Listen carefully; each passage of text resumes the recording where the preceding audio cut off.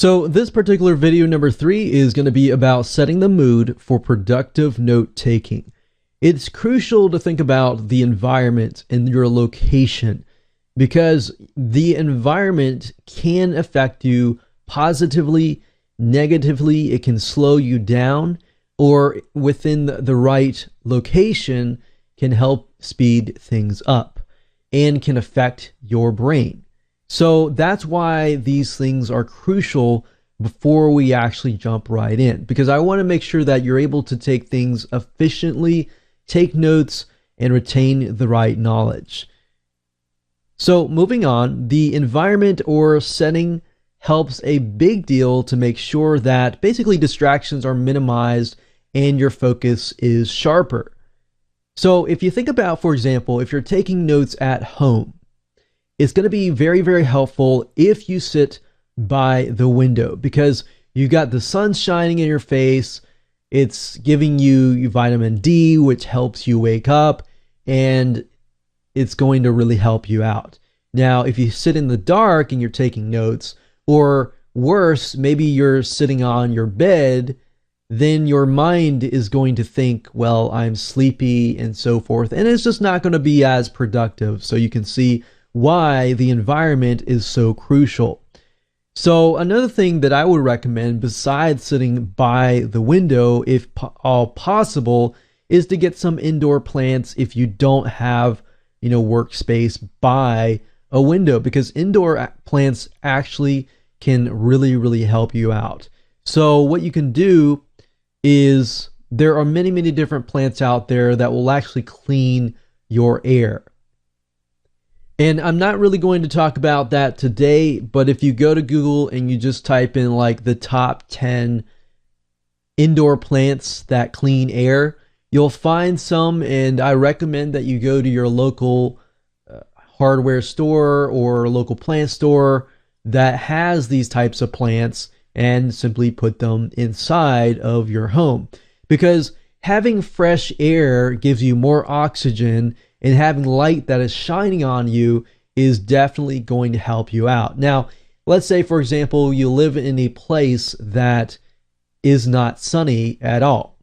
If that's the case, then you might want to invest money into some sort of sun lamp.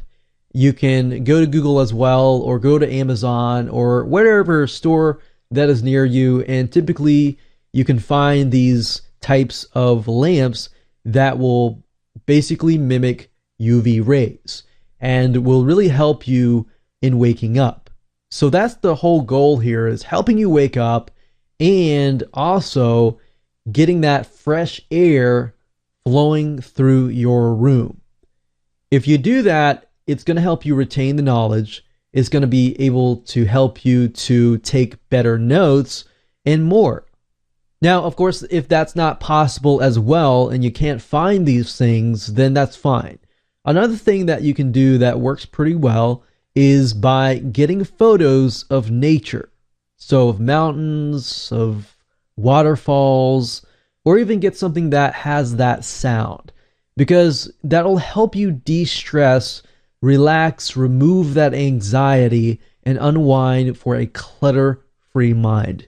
So having these things, really the goal is to really help clear your mind, help you de-stress, help remove the anxiety, and help you focus so that your mind is sharper. So that's really the goal here. Now, no matter where you are, whether at a coffee shop, in a meeting, or in an office, you'll want to clean your desk, because a clutter-free workspace will lessen your distraction. It doesn't matter if you are disorganized and you know where everything is. Psychologically, what's going to happen is it's going to impact your mind.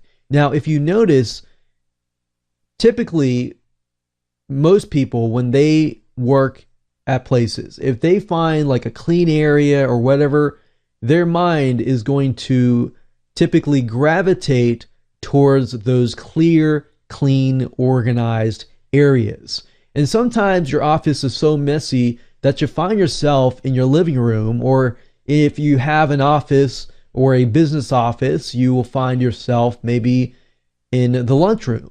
or in an area that is not as cluttered. Now, if you begin to notice yourself doing that, that is a clear sign that you need to make sure that you clean your desk.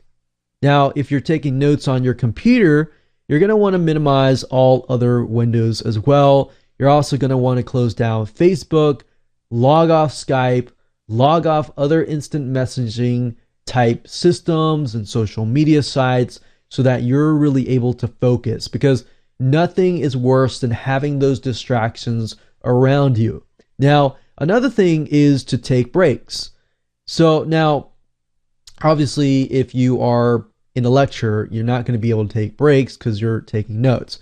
But if you are, for example, watching a video training course such as this one, what I would recommend that you would do is to work for 20 minutes or 25 minutes and then take 5-minute breaks and so forth.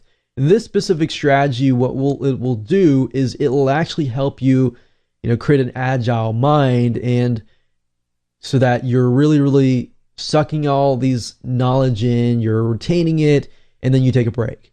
And that way it gives your mind some time to take breaks. Now, I want to talk about key points to listening, because listening is also important. Using all these different senses is definitely important. So research suggests that we actually retain 25 to 50% of information that we hear. Now, that's kind of low. So that's why you're going to take crucial notes. You don't want to take all the notes because you don't want to overwhelm yourself, but you want to take a certain amount of notes. So understanding that you retain only 25 to 50% is not a lot of information. That's not 100%. You will need to take notes, but the right notes. So I'm going to talk later on about specific strategies and methods that you can use to take the notes. Now, that's why it's important to remove as many possible distractions as much as you can so that you can focus on more. If all possible, if you have an iPhone or an iPad or a smartphone, what you might want to do is, if they have some sort of do not disturb option or mode on the device itself, you might want to turn that on, because you don't really want distractions. Nothing distracts you more than somebody calling you and then you having to switch gears and multitask. Multitask does not work. That's a myth, because computers cannot multitask either. If you look at a computer, you'll notice that they cannot multitask. They just do things really fast, one at a time. So that's why you don't want to switch that focus. You want to be able to focus 100% on the lecture, on the webinar itself. Try to set aside other things you have in mind, and make sure your headset or your listening equipment that you might be using is all set if you are attending a call or webinar. That way you're done, you're focused, you don't have to switch your gears and get distracted. Now, the most critical distraction of all is not having an open mind. And what I mean by that is having set expectations is fine.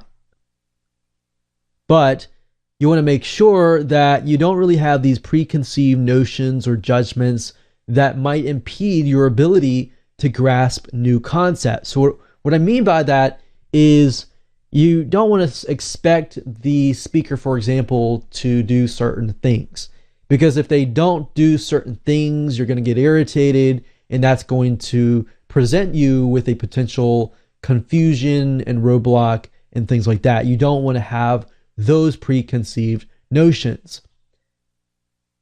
So in other words, they can basically lead you to misinterpreting what you hear.